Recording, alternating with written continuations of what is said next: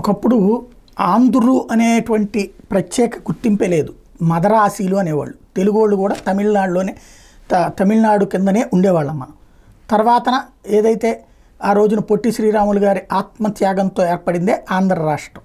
అయితే అంతకుముందు అంతా కలిసి ఉన్నాం కాబట్టి అక్కడ ప్రతి పనిలో కూడా తెలుగువాడి అంటే తెలుగువాడి పాత్ర ఉండేది. దానికి సాక్ష్యం ఇప్పుడు కంచిలో శివపార్వతుల విగ్రహాల మీద తెలుగు శాసనం బయటపడింది. కాంచీపురంలో ఏకాంబరేశ్వర ఆలయంలోని శివపార్వతుల విగ్రహాల మీద తెలుగు శాసనం బయటపడింది.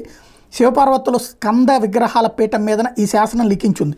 ఇది 18వ శతాబ్దానికి చెందిందని పురావస్తు శాఖ అధికారులు గుర్తించారు. ప్రస్తుతం ఈ విగ్రహాలు అమెరికాలోని ఆసియన్ ఆర్ట్ మ్యూజియంలో భద్రపరిచారు. తొండమండల ప్రాంతానికి చెందిన వెల్లకొండమ నాయని కుమారుడు రాఘవనాయని ముడుమన్నరప్ప నాయని మనవడైన వెంకటరామ నాయని ఏకాంబరేశ్వర ఆలయానికి 11 విగ్రహాలు బహుకరించినట్టు ఆ రోజున ఆ శాసనంలో ఉన్నటువంటి విషయాన్ని బట్టి శతాబ్దాల క్రితం నుంచి తెలుగు భాష అన్నటువంటిది పరిడవిల్లింది అనడానికి సజీవ సాక్ష్యమైంది.